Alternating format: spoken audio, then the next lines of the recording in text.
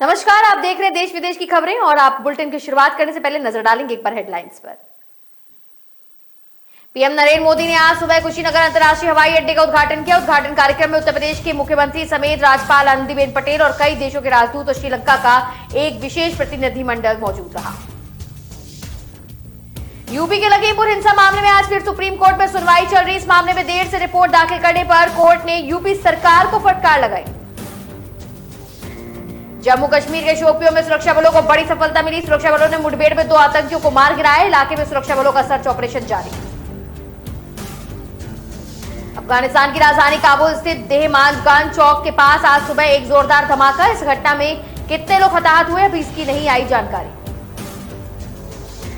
और चीन ने अरुणाचल प्रदेश में लाइन ऑफ एक्चुअल कंट्रोल पर सेना की तैनाती और कंस्ट्रक्शन गतिविधियां तेज करी। तो चलिए बुलेटिन की शुरुआत करते हैं। बता दें कि प्रधानमंत्री नरेंद्र मोदी ने आज सुबह कुशीनगर अंतर्राष्ट्रीय हवाई अड्डे का उद्घाटन किया है। उद्घाटन कार्यक्रम में उत्तर प्रदेश के मुख्यमंत्री योगी आदित्यनाथ, राज्यपाल आनंदीबेन पटेल, केंद्रीय नागरिक उड्डयन मंत्री ज्योतिरादित्य सिंधिया, कई देशों के राजदूत और श्रीलंका का एक विशेष प्रतिनिधिमंडल भी मौजूद रहा। अवसर पर मोदी ने कहा कि भारत विश्व भर के बौद्ध समाज की श्रद्धा, आस्था और प्रेरणा का केंद्र है। आज कुशीनगर अंतर्राष्ट्रीय हवाई अड्डे की ये सुविधा एक प्रकार की उनकी श्रद्धा को अर्पित पुष्पांजलि है। उन्होंने कहा भगवान बुद्ध से जुड़े स्थानों को विकसित करने के लिए, बेहतर कनेक्टिविटी के लिए श्रद्धालुओं की सुविधाओं के निर्माण पर भारत द्वारा आज विशेष ध्यान दिया जा रहा है। कुशीनगर का विकास उत्तर प्रदेश और केंद्र सरकार की प्राथमिकताओं में है। मोदी ने कहा कि उड़ान योजना के तहत बीते कुछ सालों में 900 से अधिक नए रूट्स को स्वीकृति दी गई है। इनमें से 350 से अधिक हवाई सेवा शुरू की जा चुकी है। 50 से अधिक नए एयरपोर्ट्स हैं जो पहले सेवा में नहीं थे, उनको चालू किया जा चुका है। देश का एविएशन सेक्टर प्रोफेशनली चले, सुविधा और सुरक्षा को प्राथमिकता मिले, इसके लिए हाल ही में एयर इंडिया से जुड़ा बड़ा कदम उठाया गया। ऐसा ही एक बड़ा रिफॉर्म डिफेंस एयर स्पेस को सिविल यूज के लिए खोलने से जुड़ा है। तो वहीं आज फिर सुप्रीम कोर्ट में सुनवाई चल रही है। जी हां, मामला लखीमपुर का है। इस मामले में देर से रिपोर्ट दाखिल करने पर कोर्ट ने यूपी सरकार को फटकार लगाई। यूपी सरकार की तरफ से पेश वकील हरीश साल्वे से चीफ जस्टिस एनवी रमना ने कहा कि हमने बीती रात 1 बजे तक आपके जवाब का इंतजार किया था। बता दें कि पिछली सुनवाई में कोर्ट ने यूपी सरकार से कहा था कि 20 अक्टूबर को होने वाली सुनवाई से पहले अपना जवाब दाखिल करें। आज सुनवाई के दौरान साल्वे ने कहा कि हम कल बंद लिफाफे में रिपोर्ट सौंप चुके हैं। इस पर चीफ जस्टिस ने कहा कि अगर आप आखिरी मिनट में रिपोर्ट देंगे तो हम कैसे पढ़ पाएंगे, कम से कम एक दिन पहले देनी चाहिए। अदालत ने यह भी पूछा कि इस मामले में यूपी सरकार ने बाकी गवाहों के बयानों को क्यों नहीं लिया। कोर्ट ने कहा कि आपने 164 में से 44 गवाहों से पूछताछ की, ऐसा क्यों। इस पर साल्वे ने जवाब दिया कि प्रक्रिया अभी भी जारी है, सभी मुख्य आरोपी गिरफ्तार किए जा चुके। कोर्ट ने पूछा इस मामले में कितने आरोपी पुलिस हिरासत में है और कितने न्यायिक हिरासत में है, क्योंकि जब तक पुलिस उनसे पूछताछ नहीं कर लेती तब तक हम इस मुद्दे पर ज्यादा जानकारी नहीं मिल पाएगी। साथ ही कोर्ट ने नसीहत भी दी है कि ये एक अंतरहीन कहानी है और उनसे कहिए कि गवाहों के बयान दर्ज करवाएं। इसके साथ ही गवाहों की सुरक्षा का मुद्दा भी अहम है। तो जम्मू कश्मीर के शोपियों में सुरक्षा बलों को बड़ी कामयाबी मिली है। सुरक्षा बलों में मुठभेड़ में 2 आतंकियों को मार गिराया। इलाके में सुरक्षा बलों का सर्च ऑपरेशन अभी भी जारी है। शोपिया जिले के ड्रागढ़ गांव में आतंकियों और सुरक्षा बलों के बीच मुठभेड़ हुई, जिसमें सुरक्षा बलों ने 2 आतंकियों को ढेर करा। आतंकियों की पहचान अभी नहीं हो पाई। बताया जा रहा है कि ड्रैगन इलाके में एक और दहशतगर्द छिपा हो सकता है। सर्च ऑपरेशन जारी है। आईजीपी कश्मीर विजय कुमार ने बताया कि मारे गए आतंकियों में से एक की पहचान आदिल वानी के रूप में हुई है, जो 2020 से एक्टिव था। पुलवामा में एक गरीब मजदूर की हत्या में शामिल थे। उन्होंने बताया कि 2 हफ्ते में अब तक 15 आतंकियों को ढेर किया जा चुका है। इससे पहले मंगलवार को सेना ने राजौरी में लश्कर-ए-तैयब के 6 आतंकियों को मार गिराया। वहीं पुंछ में पिछले 9 दिन से सेना और आतंकियों के बीच मुठभेड़ चल रही है। आतंकियों की तलाश के लिए हेलीकॉप्टर की मदद ली जा रही है। ऑपरेशन में पैरा कमांडो भी शामिल किए गए।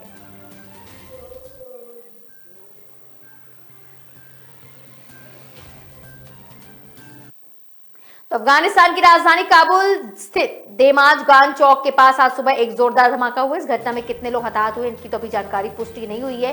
वहीं तालिबान प्रशासन ने मृतकों की संख्या बताने से भी फिलहाल इनकार किया। सूत्रों की माने तो एक स्थानीय निवासी ने जानकारी देते हुए कहा कि देहमानगंज इलाके में सुबह 7:50 पर एक जोरदार धमाका होता है। इस आवाज से लोगों में दहशत का माहौल हो जाता है। वहीं कुछ लोगों का यह भी कहना है कि यह कार बम विस्फोट हो सकता है। प्रत्यक्षदर्शियों के अनुसार तालिबान सुरक्षा बल के वाहन इलाके की ओर दौड़ रहे थे। प्रत्यक्षदर्शियों ने बताया बताया कि तालिबान बलों को संभावित हमले के बारे में पहले से ही सतर्क कर दिया गया था, क्योंकि उन्होंने मंगलवार को काबुल शहर में कई चौकियों की स्थापना और शहर में अलग अलग स्थानों पर मुख्य सड़कों से गुजरने वाले हर वाहन की जांच की। हालांकि तालिबान प्रशासन ने इस घटना पर किसी भी तरह की जानकारी देने से इनकार कर दिया है। अगस्त के बीच में ही तालिबान के कब्जे के बाद से पूरे अफगानिस्तान में सुरक्षा स्थिति सामान्य रूप से शांति हो, लेकिन यह सुनिश्चित बनी रही, क्योंकि हालांकि हाल ही के हफ्तों में कई अफगान प्रांतों में इस्लामिक स्टेट से जुड़े आतंकियों द्वारा घातक बम हमलों को अंजाम दिया गया है।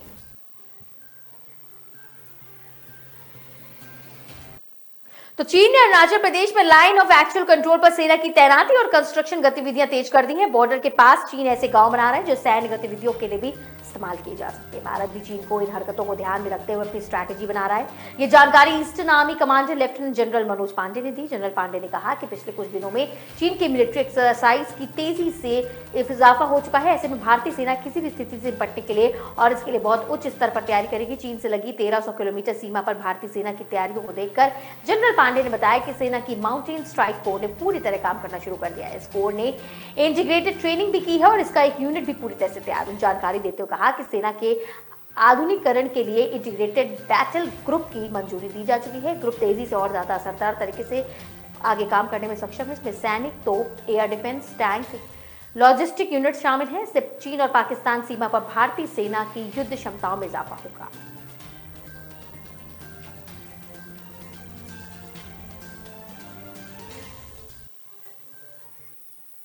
तो फिलहाल वक्त तो चला एक छोटे से ब्रेक का, जल्दी हाजिर होंगे। हम जब छोटे थे ना, हजारों कछुए आते थे इस बीच पर। हाँ, मैंने भी देखे हैं।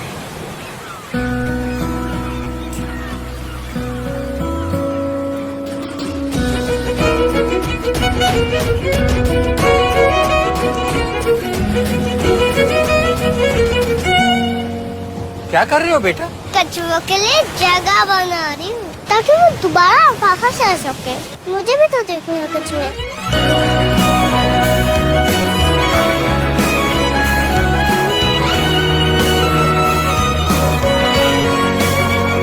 अगर कल को बदलना है तो पहले खुद को बदलना पड़ेगा। सर्फ एक्सेल में हमने भी की है एक शुरुआत खुद को बदलने की। Surf Excel Matic liquid 100% eco friendly actives के साथ मुश्किल दाग निकाले और पर्यावरण का भी रखें ख्याल। तो चलिए ब्रेक के बाद एक बार फिर से बुलेटिन का रुख करते हैं। आपको बता दें कि जहां मुंबई क्रूज ड्रग्स पार्टी मामले में गिरफ्तार बॉलीवुड स्टार आर्यन खान की जमानत याचिका यानी आज बुधवार 20 अक्टूबर को गुरुवार को सेशन कोर्ट में सुनवाई होनी है इसकी। इससे पहले 14 अक्टूबर को सेशन कोर्ट में जज ने वकीलों की मामले में दोनों पक्षों की दलीलें सुनने के बाद अपना फैसला सुरक्षित रख लिया था। वहीं सुनवाई से पहले नारकोटिक्स कंट्रोल ब्यूरो के हाथ बड़े सबूत लग चुके हैं। दरअसल एनसीबी को आर्यन खान के कुछ और चैट्स मिले थे। इस चैट्स में आर्यन मुंबई क्रूज पार्टी में शामिल होने वाली एक बॉलीवुड अभिनेत्री से ड्रग्स पर चर्चा कर रहे थे। आज आर्यन खान की जमानत पर सुनवाई से पहले एनसीबी ने ये चैट्स मैसेजेस भी कोर्ट को सौंप दिए हैं। सूत्रों की माने तो एनसीबी को आर्यन खान के साथ एक अपकमिंग एक्ट्रेस की चैट मिली है। दोनों 2 अक्टूबर को हुई मुंबई क्रूज ड्रग्स के दौरान चर्चा कर रहे थे, जिसके बाद आर्यन और एक अन्य को एनसीबी ने हिरासत में लिया था। इन चैट मैसेजेस से तो साफ तौर पर पता चलता है कि आर्यन खान और अभिनेत्री के बीच ड्रग्स को लेकर चर्चा हुई थी। पिछली सुनवाई के दौरान एनसीबी की टीम ने कुछ चैट्स को कोर्ट को सौंपा था। इसके अलावा आर्यन खान की कुछ ड्रग्स तस्करों से बातचीत भी कोर्ट को सौंपी गई।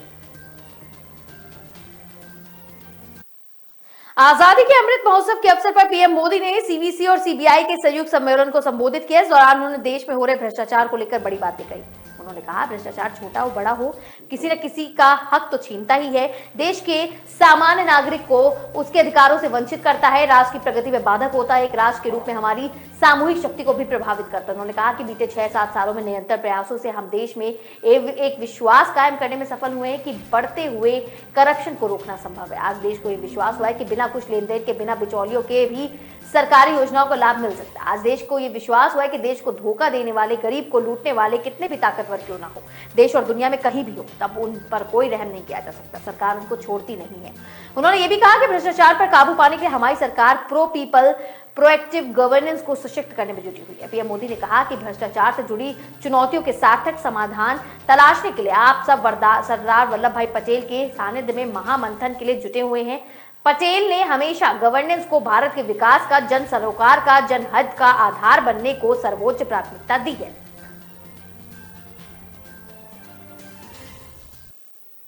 भारत में संभलते कोरोना संक्रमण के बीच एक डराने वाली खबर सामने आई। दरअसल ब्रिटेन में कोरोना के डेल्टा वेरिएंट का म्यूटेड वर्जन कोहराम मचा रहा है। 11 अक्टूबर के बाद से वहां प्रतिदिन 40,000 के ऊपर कोरोना संक्रमित मामले आ रहे हैं। सोमवार को यहां पे 38,000 के ऊपर मामले दर्ज हुए थे। ऐसे में एक बार फिर बेकाबू होता कोरोना संक्रमण भारत के लिए खतरे की घंटी हो सकता है। ब्रिटेन में आधी से ज्यादा आबादी कोरोना वैक्सीन के दोनों डोज ले चुकी है। यहाँ बूस्टर डोज भी लगना शुरू हो गई है। इसके बावजूद यहाँ कोरोना का जो म्यूटेंट वर्जन है वो तेजी से संक्रमण फैला रहा है। विशेषज्ञों की माने तो डेल्टा वर्जन वेरिएंट से भी 10 गुना ज्यादा संक्रमक हो सकता है। हालांकि वैज्ञानिकों का यह कहना है कि जल्दबाजी होगा कि यह वेरिएंट डेल्टा से ज्यादा खतरनाक है और सामान्य टेस्ट से भी इसकी पहचान नहीं हो सकती। ब्रिटेन में आधी से ज्यादा आबादी पूरी तरह से या फिर आंशिक तौर पर वैक्सीनेटेड हो चुकी है। यहाँ एस्ट्रोजेनिका वैक्सीन का प्रयोग किया जा रहा है। कोरोना वायरस का नया वेरिएंट वैक्सीन से बनने वाली इम्यूनिटी को भी चकमा दे रहा है। भारत में एस्ट्रोजेनिका वैक्सीन का सबसे ज्यादा प्रयोग किया जा रहा है। इस वैक्सीन का उत्पादन यहाँ पुणे के सीरम इंस्टीट्यूट द्वारा कोविशील्ड के नाम से किया जा रहा है। ऐसे में यह भारत के लिए डराने वाली खबर साबित हो सकती है।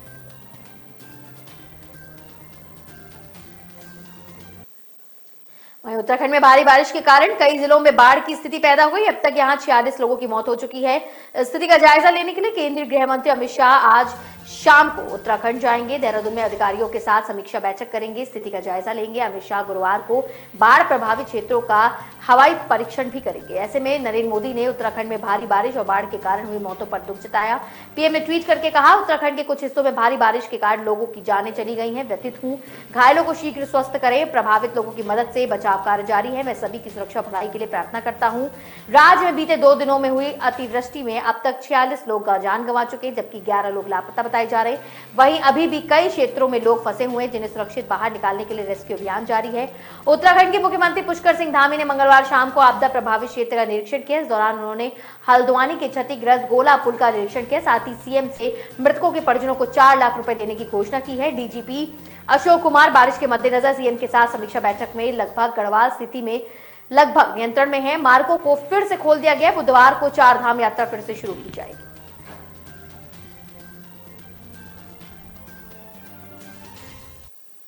तो भाजपा पर आरोपों की चार्जशीट तैयार कर रही प्रियंका, उत्तर प्रदेश में राजनीति को आधी आबादी से जोड़कर नया मोड़ देने वाली प्रियंका गांधी बुधवार को पदाधिकारियों के साथ बैठक करेंगे। आचार्य प्रमोद कृष्णम की अध्यक्षता में गठित चार्जशीट कमेटी का बैठक में प्रियंका गांधी वाड्रा शामिल होंगी। इसके अलावा वह उत्तर प्रदेश कांग्रेस कमेटी में बनाए गए नए पदाधिकारियों के साथ बैठक करेंगी।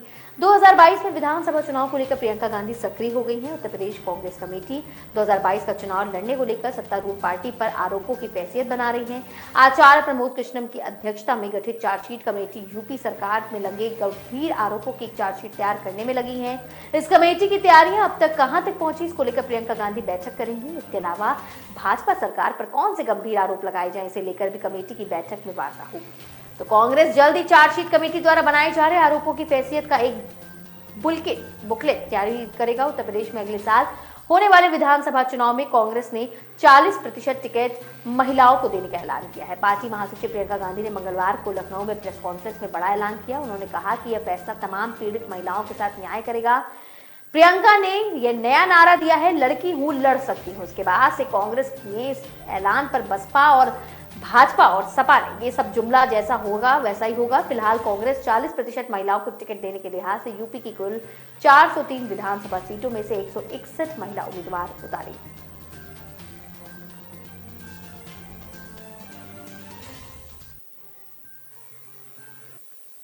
तो बुलेटिन में खबरें और भी हैं, लेकिन यहां रुकेंगे हम एक और छोटे से ब्रेक के लिए।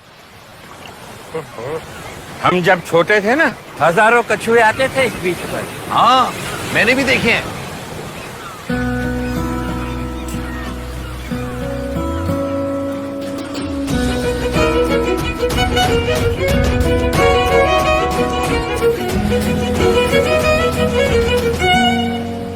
क्या कर रही हो बेटा? कछुओं के लिए जगह बना रही हूँ ताकि वो दोबारा वापस आ सके।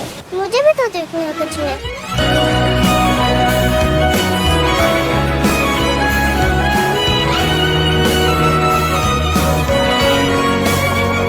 अगर कल को बदलना है तो पहले खुद को बदलना पड़ेगा।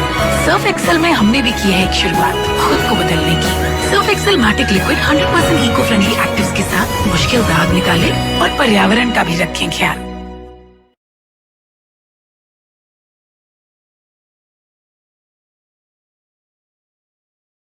न ऐश का न द्वेष का, यह दंगल है देश का। सुलगती समस्याओं के झुलसते सवालों का होगा दंगल देश का। प्रशासन के प्रश्नों को लेकर होगा दंगल देश का। शिक्षा, स्वास्थ्य, समाज, कानून और व्यवस्था के आज क्या है हालात। सोमवार से शुक्रवार रोज रात 8 बजे जलपा क्षत्रिय के साथ दंगल देश का। चलिए ब्रेक के बाद आपको बताते हैं कि जहां केंद्रीय स्वास्थ्य मंत्री मनसुख मांडविया और विश्व स्वास्थ्य संगठन के महानिदेशक डॉक्टर टेड्रोस अदनोम घेब्रेयेसस के बीच मंगलवार को कई मुद्दों को लेकर बातचीत हुई है। केंद्रीय स्वास्थ्य मंत्री मनसुख मांडविया ने WHO के महानिदेशक के साथ स्वास्थ्य से जुड़े विभिन्न मुद्दों पर चर्चा की। उन्होंने कोविड-19 के खिलाफ भारत सरकार द्वारा उठाए गए टीकाकरण के बेहद प्रयासों की सराहना की। बता दें, भारत में बुधवार को सुबह 8 बजे तक कोविड-19 के 99 करोड़ से अधिक खुराकें दी जा चुकी हैं।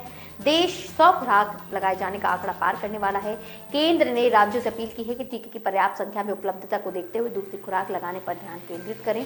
WHO के प्रमुख टेड्रोस अदनोम घेब्रेयेसस ने स्वास्थ्य मंत्री मनसुख के साथ टेलीफोन पर बातचीत के दौरान भारत बायोटेक की कोविड-19 वैक्सीन कोवैक्सीन ने वैश्विक स्तर पर आपातकालीन इस्तेमाल के मुद्दे पर चर्चा की। इसके साथ ही इस टेलीफोन बातचीत में कोवैक्स सुविधा के लिए सीरम इंस्टीट्यूट ऑफ इंडिया द्वारा निर्मित एस्ट्राजेनेका वैक्सीन की आपूर्ति को फिर से शुरू करने के मुद्दे पर चर्चा हुई। स्वास्थ्य मंत्री मनसुख मांडविया ने ट्वीट करके कहा कि WHO के महानिदेशक डॉक्टर टेड्रोस के साथ स्वास्थ्य से जुड़े विभिन्न मुद्दों पर विस्तृत बातचीत हुई है। इस दौरान WHO के अन्य वरिष्ठ अधिकारी भी मौजूद थे।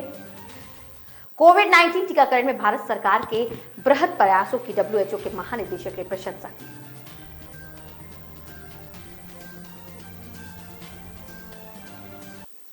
तो पंजाब में एक बार फिर ड्रोन से हथियार और नशे की सप्लाई की गई है। मकसद त्योहारों के सीजन में वारदात अंजाम देकर लोगों में दहशत फैलाना। तरन तारण के खेमकरण सेक्टर में BSF और स्टेट स्पेशल ऑपरेशन सेल मिलकर कार्रवाई करते हुए नशे और हथियारों की खेप पकड़ी है। इस खेप में बीते दिनों रात के समय ड्रोन के माध्यम से फेंकी गई बताई जा रही है, जिसे गुप्त सूचना के आधार पर रिकवर किया गया। मिली जानकारी की माने तो SSOC को सूचना मिली थी कि बॉर्डर के पास हथियारों की खेप फेंकी गई है। SSOC ने BSF के अधिकारियों के साथ संपर्क साधा और सर्च ऑपरेशन शुरू किया। इस दौरान BOP उताड़ और टी-शर्ट बुंद के बीच में फेसिंग के बैग मिले, जहां पर हथियारों की खेप मिल गई थी। बैग में 22 पिस्टल, 44 मैगजीन और 100 गोलियां और हेरोइन, कोकीन, अफीम के पैकेट्स मिले। फेसिंग के पास गश्त कर रहे जवानों को रात के पास ड्रोन की मूवमेंट की आवाज सुनाई दी। बता दें कि फिर ड्रोन वापस चला गया। रात से ही बॉर्डर पर सर्च अभियान चलाया जा रहा। आशंका है कि यहाँ भी हथियार या नशे के पैकेट्स फेंके गए होंगे।